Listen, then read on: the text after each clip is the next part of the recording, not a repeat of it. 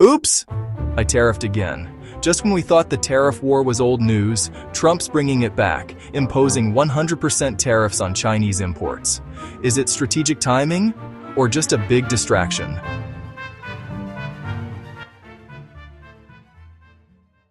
Meanwhile, the government shutdown rolls into week 2, and U.S. troops are being deployed both at home and overseas.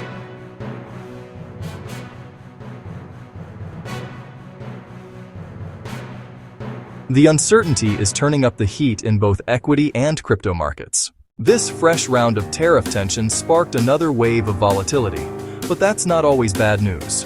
For patient retail investors, this kind of chaos can reveal blue light specials, discounts on quality assets.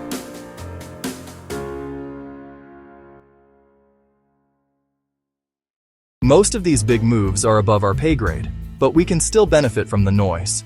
Keep your cash ready, stay patient, and look for opportunity in the chaos. And as always, command your legacy.